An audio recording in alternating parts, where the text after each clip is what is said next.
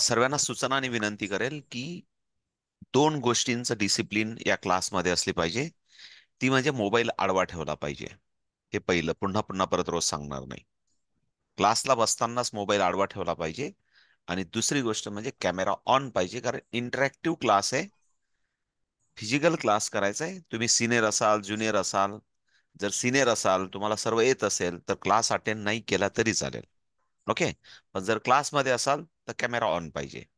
तुम्ही एक्सपर्ट असाल तर अजिबात क्लास करू नका, because you are the expert. Okay ना. पण जर तुम्हाला 8 दिवसामध्ये 8 लेवल करायचे असतील, तर जो फ्लो ठरलेला आहे, जी सिक्वेन्स ठरलेली, जी प्रोसेस ठरली, ती सर्वांसाठी कॉमन आहे. Okay. So ready for the calculation every one. 2 + 2 -3 +5 -5 +20 answer is. मला फिंगरवर दिसलं पाहिजे. मी जेव्हा बोलायला सांगेल तेव्हा बोलले पाहिजे. जेव्हा फिंगर असते तेव्हा फिंगर दिसले पाहिजे. Set the zero. Every one ready for the calculation. 93 -33 -10 -50 answer is. Confidently जे दिसतंय ते दिसतंय. कॉन्फिडन्सली कॅमेरात दोन्ही हात दिसले पाहिजे. अशा पद्धतीने बसा की दोन्ही हात कॅमेरात दिसले पाहिजे. आणि जस्ट मला प्री आणि पोस्ट या दोघांमधलं मला स्वाती पगारे ताई, मी रूल पुन्हा परत मी रिपीट नाही करणार. पुन्हा परत सांगतो, मोनिका दरवाडे ताई, आपण नवीन नाहीयेत. क्लासमध्ये जर बसायचं असेल योगी ताई, तर मोबाईल आडवा ठेवून बसा. पुन्हा परत तुमच्यासाठी, तुम्ही ऍडव्होकेट आहेत म्हणून पुन्हा परत नोटीस नाही काढणार मी इथून. हा. आधी हात जोडून विनंती करून सांगितलं. या क्लासमध्ये बसायचं असेल तर मोबाईल आडवा ठेवून बसायचं. आणि इट इज डिसिप्लिन आणि इट इज अ रूल. या क्लासमधला रूल आहे. आणि पण विनंती पण आहे सर्वांना. पुन्हा रेडी फॉर द कॅल्क्युलेशन. पुन्हा परत. 43 - 33 +5 -6 +22 -11 +55 आन्सर इज. Answer is. मला बोटांवर दिसले पाहिजे आन्सर. आन्सर इज 66 वगैरे नाही आहे आन्सर. असं काही 66 वगैरे नाही आन्सर. Set the zero. एवढे वेगवेगळे एवढे उत्तर वेगवेगळे. मला हा डोक्याला हात लावावा लागेल असे जर वेगवेगळे उत्तर आले तर. एवढे इझी कॅल्क्युलेशनचे. Set the zero please everyone. 39 - 33 -50 +1.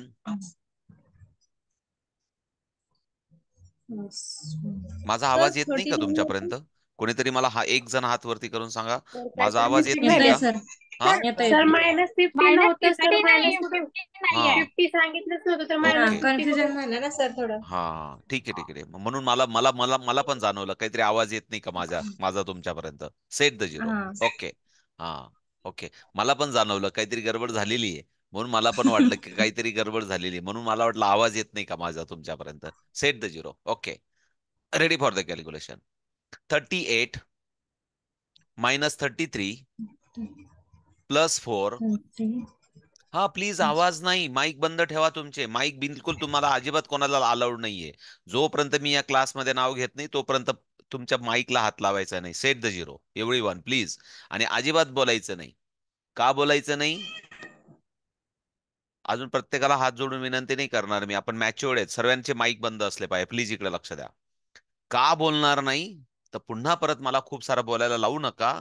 इथंच सुरुवात होते.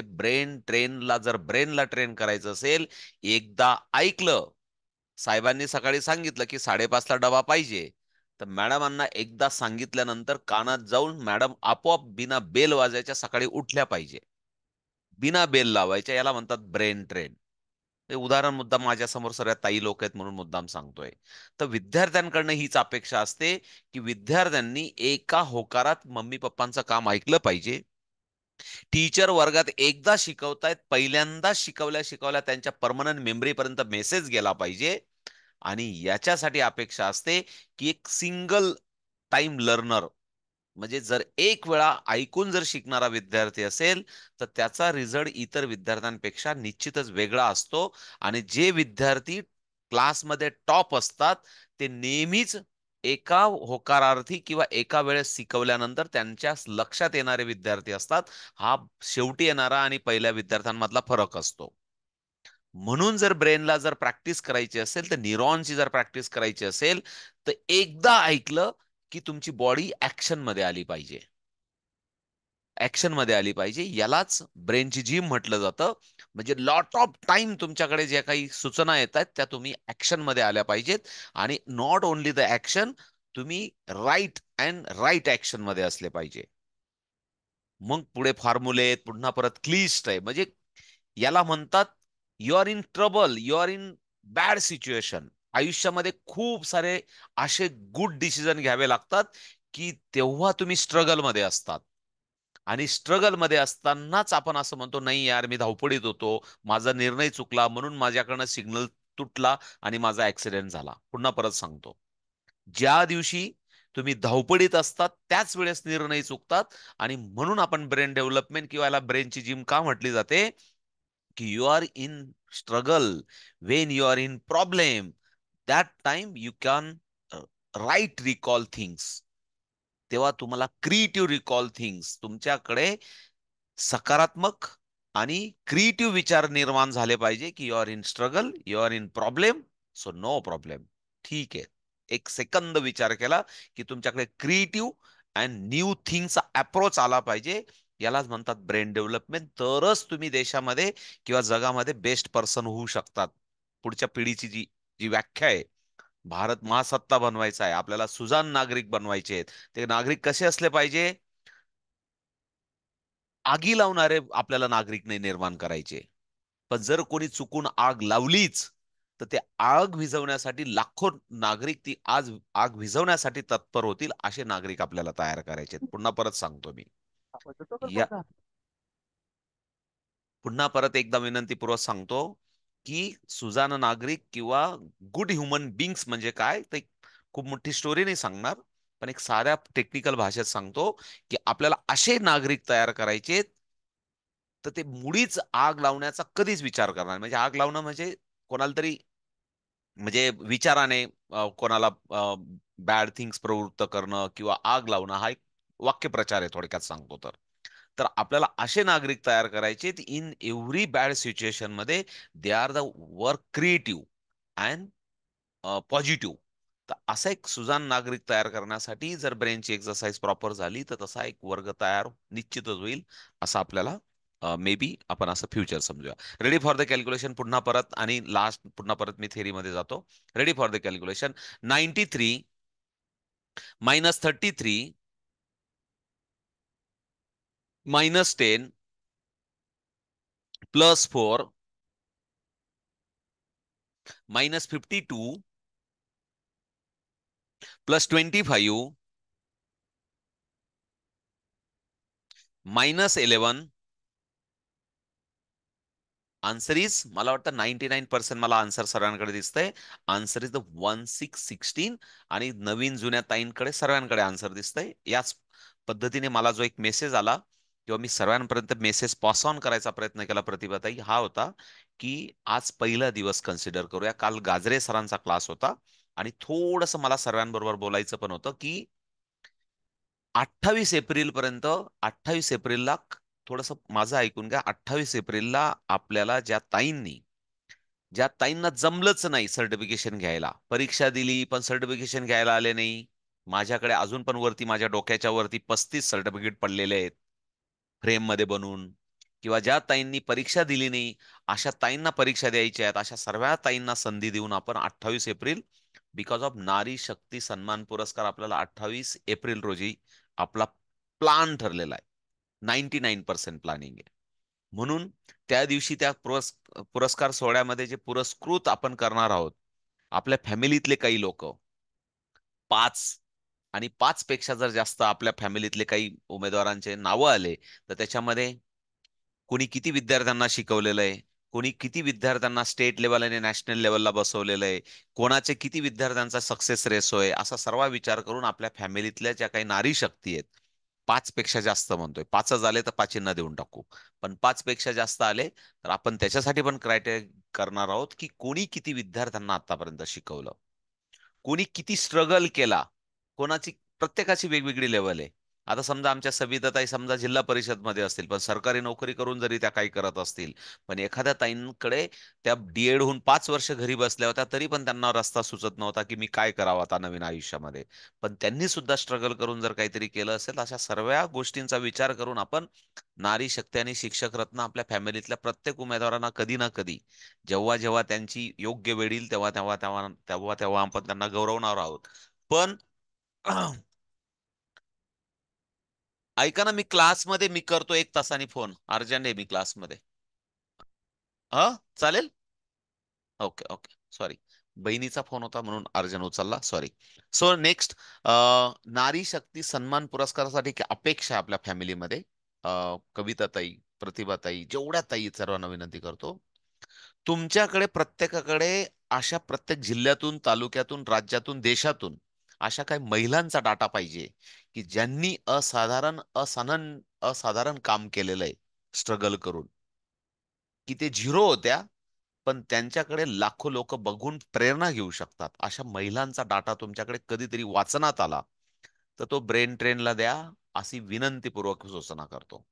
अशा महिलांची प्रेरणा घेऊन त्यांचे जर आपण 10-5% जरी गुण घेतले आपल्या आपल्या परिवारातल्या ताईंनी, निश्चितच, अ, सुरेखाताई, जर अशा ताईंना जर आपण पुरस्कृत केलं तर खऱ्या अर्थाने त्या पुरस्काराचा खरा मान वाढणार आहे. आपण आपल्या परिवाराला तर देणारच आहोत, पण ज्या ताईने, की तिला कोणीही नव्हतं, पण तरी पण तिने शून्यातून भरारी घेऊन मोठी आकाश एवढी उंच उडी मारली, असा जर डाटा कुठेतरी वाचनात असेल, ऐकण्यात असेल, तर फक्त तो मला नाव नाही सांगायचं, त्याच्या मुळापर्यंत जायचं. ती कुठं राहते ती ताई, तिचा पत्ता काय आहे, तिची हिस्ट्री काय आहे, तिची जॉग्राफी काय आहे, तिला कोणी मदत केली, काय केली, सर्व डाटा ब्रेन ड्रेन पर्यंत पोहोचवायचा. कारण हे फक्त या वर्षाचं काम नाहीये, हे आपलं जोपर्यंत हे आपलं वटवृक्ष उभं राहणार आहे ब्रेन ट्रेनचं, तोपर्यंत सुरू राहणार आहे. आणि मुद्दाम हे सांगतो, फक्त नारी शक्ती नाही तर शिक्षक रत्नसाठी पण तसंच. म्हणून आजपासून सर्वजण लक्ष ठेवा, जर कधीतरी कोणीतरी ग्रेट अचिव्हमेंट केली असेल तर यू कॅन फॉरवर्ड, म्हणजे ते माहिती फॉरवर्ड केली पाहिजे. प्लीज एवढं एक थोडंसं सूचना करतो आणि पुढे जातो. पुन्हा परत सूचना अशी होती की हा पहिला दिवस आहे. पहिल्या दिवशी नेमका आपला इनिशिएटिव्ह असा आहे, जसं गाजरे सरांचं आपण काल हँडरायटिंग घेतलं, आपण क्राफ्टच्या ताई शोधतोय. क्राफ्टच्या ताई पण आपल्याला भेटतायत, ग्रामरच्या भेटतायत, फोनिकच्या भेटतायत. तर जे जे आपल्याला या समर व्हॅकेशन मध्ये जे जे मला शक्य आहे, मला म्हणजे आपल्याला जे जे शक्य आहे, ते ते आपण ऍडजस्ट करून आपल्या टायमिंग नुसार स्किल्स, काही आपल्या फॅमिलीतल्या पण काही तयार होत आहेत, ताई तयार होत आहेत शिकवायला, त्यांचं स्किल्स पण पण पुन्हा परत विनंती करतो, चांगलं जे तुमच्याकडे असेल त्याचं प्रेझेंटेशन बनवा आणि जरूर इतरांना एकमेकाला द्यायला शिकूया आपण. दिल्याने आपल्याकडचं वाढतं, हे माझा समज आहे. म्हणून ज्या ताईंकडे खरोखर स्किल असेल की माझ्याकडे हा बेस्ट पैलू आहे, मी आमच्या ताई लोकांना शिकू शकतो, तर जरूर ते पण पैलू आपल्या सर्वांसमोर मांडा. विवो ताई, माईक ऑन करू नका, रिक्वेस्ट आहे.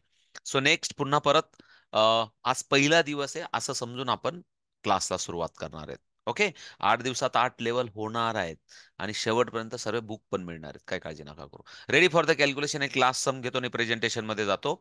93 -33 -2, सॉरी, +2,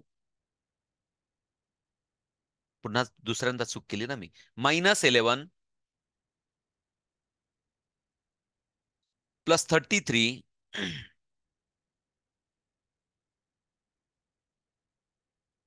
व्हेरी गुड. बऱ्याच ताईंची प्रोग्रेस झाली, नवीन जुन्या ताईंची. वंडरफुल. आन्सर इज द जुन्यात नवीन ताईपैकी मला कोणीतरी सांगेल. योगिता जाधव ताई, व्हॉट इज द आन्सर? काय तुमचं? योगिता जाधव ताई, प्लीज प्लीज प्लीज. ताई माईक ऑन करा, आता मी परमिशन दिली ना योगिता जाधव ताई, हक्काने आता माईक ऑन करा. हा, बोला, व्हॉट इज द आन्सर? 84. अरे देवा, 84. तुमच्या बोटांवर दिसत नाही ना पण मला, म्हणून मी तुम्हाला विचारलं. तुम्ही सांगितलं कसं काय? 84. दिसतंय तुमच्या बोटांवर, नाही दिसत आहे मला. कसं केलं? दाखवा बोटांवर 84 कसं असतं. अरे देवा, असं बसा की ते कंट्रोलेबल राहील, असं सर्व गोष्टी. म्हणजे तुम्ही योगिता जाधव ताई, तुम्ही मेंटली केलं? हो. योगिता जाधव ताई, कुठे राहतात तुम्ही? कलेक्टर पट्टा मालेगाव. ओके ओके ओके, ठीक आहे. Okay okay. Okay ready good. मला वाटलं तुमच्याकडे बोटांवर दिसत नाही म्हणून म्हटलं कसं काय तुम्ही केलं. मला तो डाऊट आला म्हणून मी तुम्हाला विचारलं. मला वाटतं तुमच्याकडे राईट आन्सरच नाही. आहे answer. Okay okay yes okay ready for the calculation. एक लास्ट घेऊया. 9. कितवर करायचंय कसं? एक मिनिट. प्लीज प्लीज बघू कितवर नका. करायचं? आता बंद करा. Set the zero. Set the zero. Set the zero. Okay ready for the calculation. 9 -7 +20 +55 -66 +3 +20.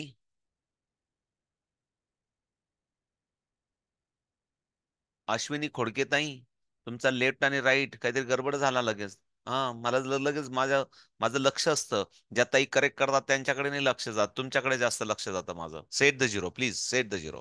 Please set the zero. Set the zero. 48 -31 +21 -35 +96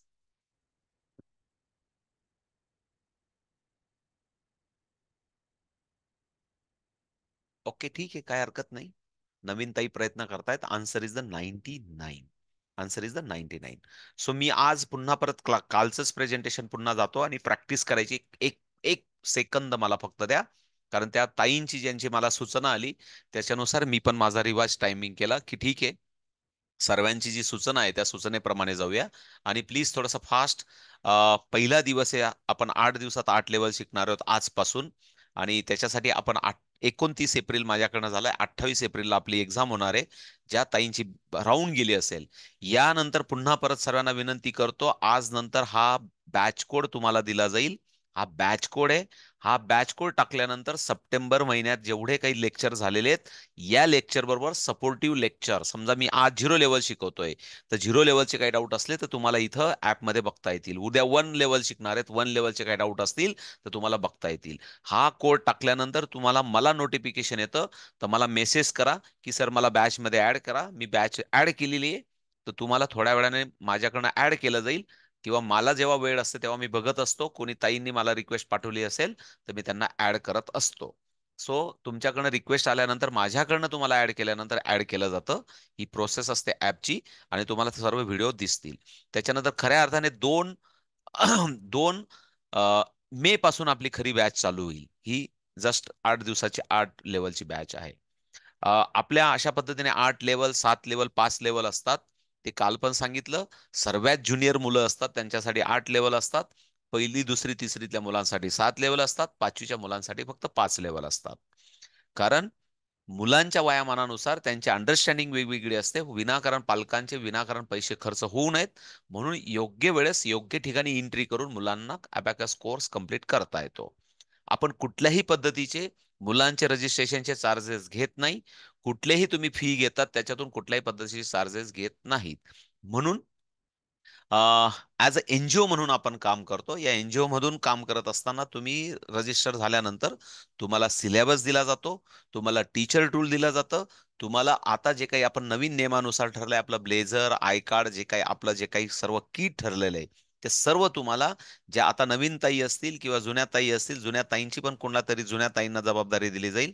नवीन ताईंचं पण आपण आता ज्या कोणी रजिस्टर होतील त्यांच्या मापं घेऊन 29 एप्रिलला त्यांना ब्लेझर अबॅकस टीचर टूल सर्व साहित्य त्यांना टीचर सर्टिफिकेशनच्या वेळेस त्यांना हँडओव्हर करण्यात येईल.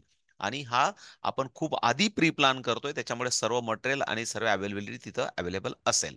सो नेक्स्ट अबॅकस वेदिक मध्ये आणि रुबिक क्यूब आपण आता पुढच्या आठवड्यामध्ये प्रतिभाताई आणि सोनालीताई तुम्हाला रुबिक क्यूब शिकवणार आहेत. या आठवड्यामध्ये आपण अबॅकस शिकतोय. पुढच्या आठवड्यात आपण रुबिक क्यूब शिकणार आहेत.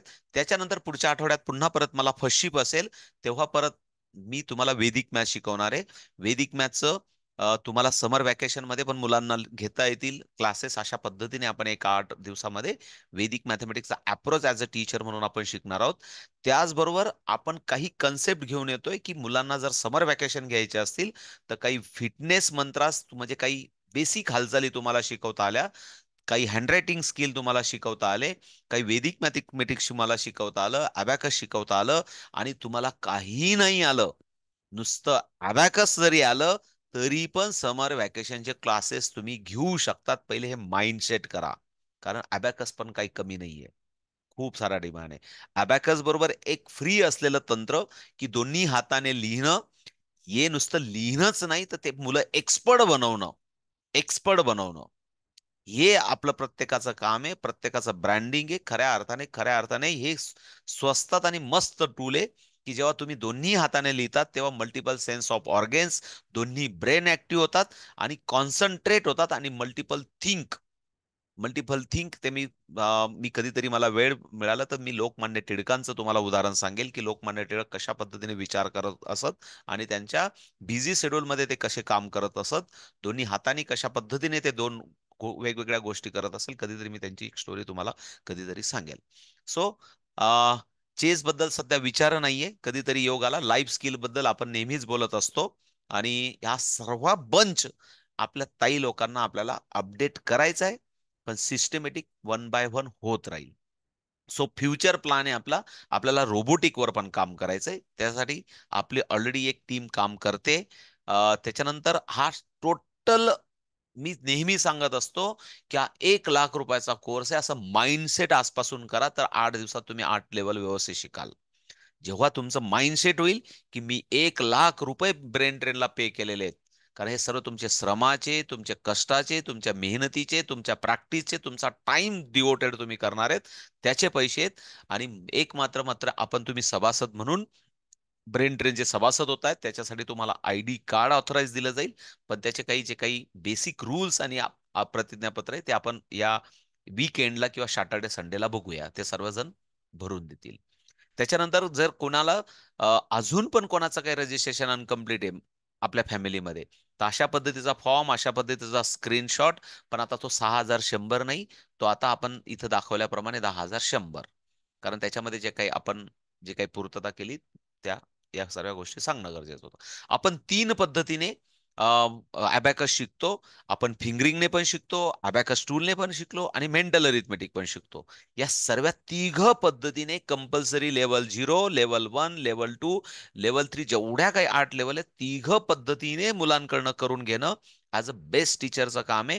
तरच पालक जे काय आपल्याला मेहनतीचे पैसे देत आहेत त्यांना निश्चितच त्याच्या मुलांना त्यांच्या डेव्हलपमेंटच्या किंवा मेंटल अरिथमेटिकचा किंवा त्यांचा ब्रेनच्या जिमचा त्यांना फायदा झाला पाहिजे. म्हणून ॲज अ गुड टीचर, मुलांचा टायमिंग आणि मुलांचं नॉलेज, म्हणजे आपलं नॉलेज गुड असेल तर आपण त्यांना गुड युटिलाइज करू शकतो टाइम, आणि म्हणून या तिघ कन्सेप्टवर काम केलं पाहिजे. अशा पद्धतीचं 0 लेवल हुक आपल्याकडे उपलब्ध आहे. पण हे एक सबस्टिट्यूट आहे. जर आवश्यक असेल तर जरूर दिलं पाहिजे लहान मुलांना. पण मोठ्या मुलांना जर गरज नसेल, तर मी नेहमी सांगत असतो, खऱ्या अर्थाने 1 लाख रुपये हीच प्राइस सांगत असतो. आपण समाजाचं देणं लागतो. खऱ्या अर्थाने प्रत्येकाचं मार्केटिंग झालं पाहिजे, प्रत्येकाचं ब्रँडिंग झालं पाहिजे. म्हणून प्रत्येकाने, रुपालीताई, पाणी पित राहा, मध्ये मध्ये जांबाई कमी येईल. मग प्रत्येकाने आपलं मार्केटिंग होण्यासाठी कमीत कमी 1,000 विद्यार्थ्यांपर्यंत अबॅकस पोहोचवलं गेलं पाहिजे. 1,000 विद्यार्थ्यांचा टार्गेट मी तुम्हाला देतोय. जेव्हा तुम्हाला वाटतं की माझ्या क्लासमध्ये 200 लेकरं असावेत, 200 विद्यार्थी माझ्या क्लासमध्ये ऍडमिशन असावेत, त्यावेळेस तुमच्यासाठी टार्गेट असेल 1,000 विद्यार्थ्यांना तुम्ही लेव्हल 0 फ्रीमध्ये शिकवलेली असली पाहिजे. हा, आणि त्यांचं नुसतं शिकवलेले म्हणजे 1-2 क्लास डेमो म्हणून नाही, तर त्यांचा रिझल्ट तुम्ही असा, आत्ता जसं क्लासमध्ये तुम्ही कॅल्क्युलेशन करत होते, असे कॅल्क्युलेशन त्या मुलांना आले पाहिजे. आणि मग पालक विचार करतात की या ताईला 2-4 हजार रुपये द्यायला काही हरकत नाही. परत सांगतो, स्वार्थ कसा असतो, परमार्थ केल्यानंतर स्वार्थ जरूर. जर दिलं समाजाला, तर आपल्या पण झोळीत समाज ज्ञानदानाचा मोबदला जरूर टाकतो.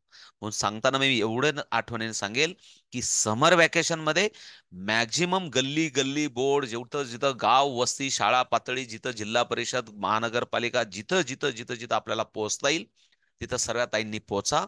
कारण हाच खरा आपला सर्वात, मी सांगतो की तुम्ही ज्या वेळेस शिकवायला सुरुवात कराल, त्याच वेळेस खऱ्या अर्थाने शिकाल. वेगवेगळ्या पद्धतीत अबॅकस कॅल्क्युलेशन करण्याच्या, पण आपण ब्रेन ट्रेन एज्युकेशन मध्ये जी काही जगमान्य पद्धती त्याच्यावर आपण काम करतो. कारण रायटिंग मेथड जी कुणी असेल तर पुन्हा परत एकदा सांगतो, मला जर 500 लिहायचं असेल तर मी 500 असा राईट करतो. त्याच्यानंतर मला 5389 प्लीज लक्ष द्या, 89 मीन्स मी शेवटचा अंक 9 आहे माझा, तो राईटला एंड होतो. म्हणून राईटचा रॉड आपला युनिट रॉड असतो. त्याच्यानंतरच्या त्याच्या शेजारचा रॉड, लेफ्ट साईडचा रॉड 10चा रॉड असतो. त्याच्या शेजारचा रॉड 100चा रॉड असतो. आणि त्याच्या शेजारचा रॉड आपला 1000चा असतो. म्हणजे राईट साईडकडनं जर आपण लेफ्ट साईडला जर टर्न होत गेलो, तर अशा पद्धतीने मुलांना रॉड्स बद्दल पण आपण माहिती दिली पाहिजे. आणि ही माहिती देताना क्लासमध्ये कशा पद्धतीने इंट्रोडक्शन करणं, हे आपण काल पण बघितलं. तर पुन्हा परत सांगतो मुलांना, मुलांना अबॅकस टूल ब्लॅक बोर्डवर ड्रॉ करून देणं, त्यांना त्यांच्या नोटबुकवर ड्रॉ करायला सांगणं, त्याचे पार्टचे नाव, हा जो टूल आहे हा त्यांना दाखवायचा ब्लॅकबोर्डवर, पण पुन्हा परत घरी होमवर्क द्यायचा की बाळांनो, उद्या येताना तुम्ही तुमच्या नोटबुकमध्ये अबॅकस टूल ड्रॉ करा. Upper bead, lower bead, unit rod, tens rod, त्याच्यानंतर आन्सर लाईन, हे सर्व हे जे काही लेबलिंग आहे, लेबल्स आहे, हे लेबल्स त्यांना बनवायला लावायचे. कलरफुल ड्रॉइंग बनवायला लावायची. म्हणजे काय होतं, त्यांच्या मेमरीपर्यंत तो मेसेज जातो आणि व्हिज्युअलाइज व्हायला मदत होते. हाच खऱ्या अर्थाने याचा फायदा आहे. सो पुढच्या पार्टला जातो, की ब्लॅक बोर्डवर खऱ्या अर्थाने मुलांना शिकवल्यानंतर काय करायचं. जस्ट तुम्ही असे दोन ड्रॉ केले, एखाद्या मुलाला बोलवायचं की सांग रे बाळा, याचं काय आन्सर आहे, व्हॉट इज द आन्सर, आणि त्याला मुद्दाम बोलवायचं ब्लॅकबोर्डवर, आणि मग तो सांगेल व्हॉट इज द आन्सर. तुम्ही पण मनातल्या मनात बोलू शकतात, आन्सर इज द 25. बिकॉज तो सांगेल 10, टीचर 10 प्लस 10 20, आणि it is upper bead is the 5 is the 25. यालाच माझ्याकडे एका ताईने ऍडमिशन याच्यासाठी घेतलं नव्हतं, की त्या ताई म्हटल्या होत्या की तुम्ही फ्लिपकार्ट देत नाही. त्या ताईंना सांगितलं, ताई 1000 रुपयात 1 लाखभर फ्लॅश कार्ड बनवून घ्या तुम्ही. फ्लॅश कार्ड म्हणजे काय असतात, की नॉर्मली मुलांना एका एका कार्डवर एक फोटो असतो. हा कार्ड आहे समजा, आणि या कार्डवर एक असा फोटो आहे. आणि जर त्या फोटोमध्ये जर असं सांगितलं असेल, तर मुलाला ते दाखवल्याने मुलाने सांगितलं पाहिजे, आन्सर इज, रुपाताई, answer is the 6. Answer is the 6 असं सांगितलं पाहिजे मुलांनी. किंवा जर पुढचा फोटो असा आला आणि त्याच्यावर असं असेल, तर मुलांनी लगेच त्याला आन्सर सांगितलं पाहिजे, आन्सर इज द 61. असे फ्लॅश कार्ड समर व्हॅकेशन मध्ये, हा तुम्ही घेतले, त्याच्यासाठी खर्च केला किंवा विकत घेतले, मला वाटतं ते बनवायला पाहिजे होते नाही मुलांकडनं. सर, मी घरी बनवले हा, सर. घरी व्हेरी गुड. बनवले. Very good. मग हा ब्रेन ट्रेनचा वसा आहे. Very good, wonderful. हा. म्हणजे खऱ्या अर्थाने हे घरी बनवायचे असतात, मुलांना प्रॅक्टिकल हो, हे द्यायचे असतात. घरी बनवले. हा, ओके ओके. सो या अशा पद्धतीने फ्लॅश कार्ड असतात. आपण समर व्हॅकेशन मध्ये 1000, म्हणजे तुम्ही जे काही 5 25 200 मुलांना शिकवणार आहेत, त्यांच्याकडनं ते तुम्ही बनवून घेऊ शकतात. ओके. ही खऱ्या अर्थाने ती आपली प्रॉपर्टी पण तयार होते. पुढे जातो. सर्वजण इकडे लक्ष द्या, की मुलांना परत मी काल पण सांगितलं होतं, ते पण पुन्हा परत एकदा रिपीट करून देतो. मुलांना एखादा अंक विचारायचा, मुद्दाम विचारायचा, आणि त्यांनी सांगितलं 394, आणि मग याच्यातला युनिट प्लेस, 10 प्लेस, 100 प्लेस, त्याच्यानंतर हे रॉड, त्याच्यानंतर हे स्ट्रक्चर, आणि मग अप्पर बीट, लोअर बीट, हे सर्व ब्लॅकबोर्डवर ॲज अ टीचर गुड हळूवार पद्धतीने पुन्हा पुन्हा रिपीट करून 2-3दा मुलांना समजून सांगायचं. म्हणजे खऱ्या अर्थाने अबॅकसची मुलांना ओळख होते. आणि मग तुम्ही सुरुवात कशी करू ही क्लासची, जी हा प्रश्न आहे, इथंच तुमचा प्रश्न क्लिअर होतो, की मुलांना अबॅकस टूल विचारायचं, आपली माहिती सांगायची, त्यांना ड्रॉ करायला सांगायचं.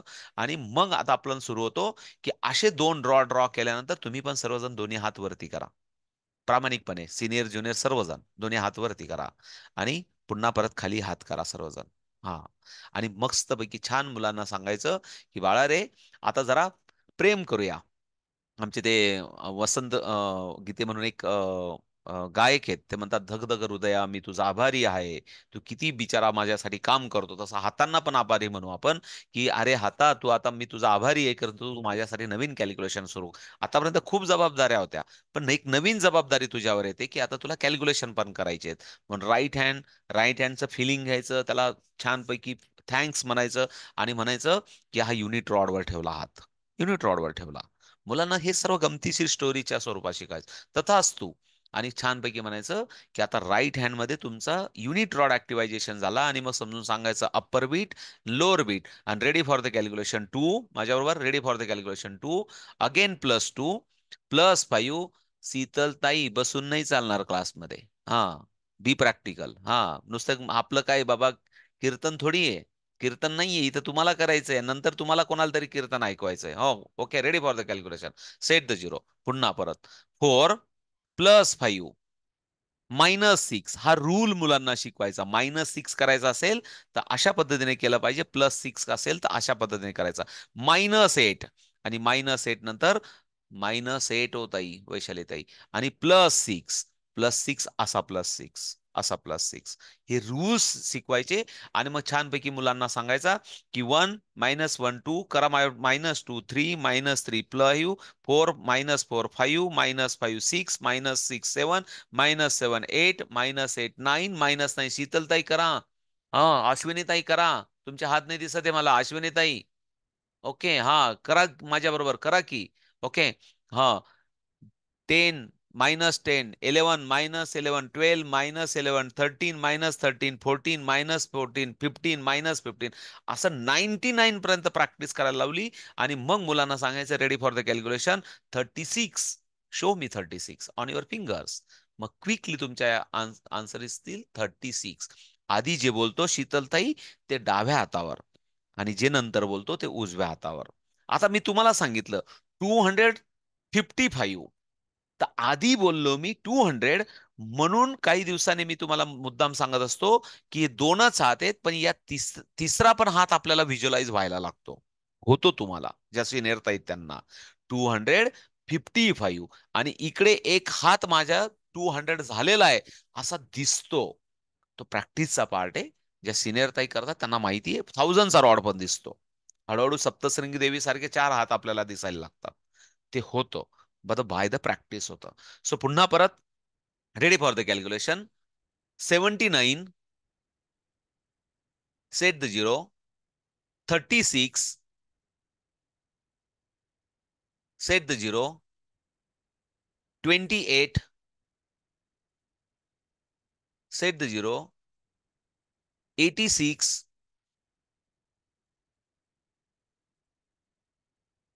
Set the zero.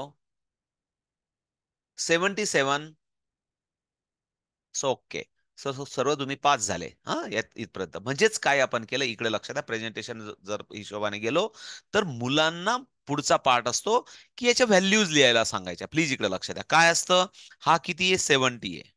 हा बघा, 50 60 आणि 70. हा 70, हा 70 आहे. आणि हा 5 75. हा किती आहे, आता डायरेक्ट दिसला पाहिजे आपल्याला, याचा डायरेक्ट पिक्चर बघता आला पाहिजे. हा 80 आहे, आणि याचा पिक्चर आहे 4 आहे.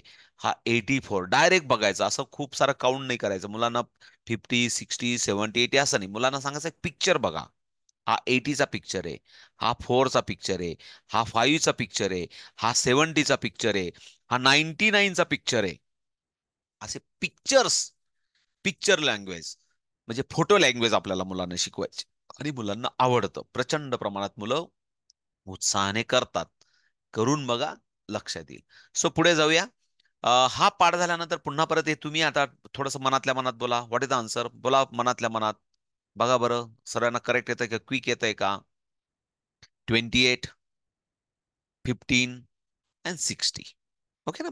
बोट रुपाली राणेताई, बोटांवर करून बघा. डाळीला हात नाही लावला तरी चालेल, हा, पण थोडंसं बोटांवर करून बघा, म्हणजे काय ते बोला जरा. Okay, next. आता इकडे लक्ष द्या, पुढचा पार्ट काय असतो की ड्रॉ द बीट्स. 99 पर्यंतचे ड्रॉ द बीट्स ही ऍक्टिव्हिटीज मुलांना द्यायची. काय, 50 आणि हा 60, आणि हा 1 केला की 61 झाला. 88 कसा होईल, 50 60 70 आणि 80, आणि 8 कसा होईल, 5 6 7 आणि 8. हा 88 ड्रॉ करायला सांगायचा मुलांना. लहान लहान मुलं असतील तर पहिले 9 10 11 जसं छोटे छोटे अंक असतील, 96 ड्रॉ करायला सांगायचा मुलांना. इथं करतात मुलं. आणि अशा पद्धतीने मुलांना एकदा पिक्चरियल झाले की म्हणजे थोडंसं मुलांना ड्रॉ करायला सांगायचं, ड्रॉ केलेलं ओळखायला सांगायचं, बोटांवर नंबर्स ओपन करायला सांगायचे, आणि मग हलके फुलके मुलांचा जो काही वयोगट असेल त्याच्याप्रमाणे कॅल्क्युलेशन करायचे. मग आता आपले पण काही कॅल्क्युलेशन करायचे आहेत, आता तिथपर्यंत पोहोचायचं आहे आपल्याला. ओके, हे सर्व आपण शिकलो. कारण हा थम आहे, 5 आहे, हा 1 आहे, हा 1 आहे, हा 50 आहे, हा 10 आहे, आपण सर्व शिकलो. आता थोडंसं पुढे जाऊया. थोडेसे कॅल्क्युलेशन घेतलेत मी आज, थोडासा वेळ जास्त झाला आपल्या बोलण्यामध्ये. So please ready for the calculation everyone. थोडासा फास्ट. मी आन्सर, कोणी मला एक जण आन्सर सांगेल, मी आन्सर राईट करेल. 3 + 5 -2 +3. What is the answer? 9. Rupali राणेताई. 9. ओके. 9. 9. 9. 9. 9. 9. ओके, ठीक आहे. मी नाव घेईल म्हणजे मला जरा बरं राहील. माझ्यासमोर एक एक जण दिसतात, त्यांचं नाव घेईल मी. सेट द झिरो एव्हरीवन, थोडासा फास्ट. 7 + 2 -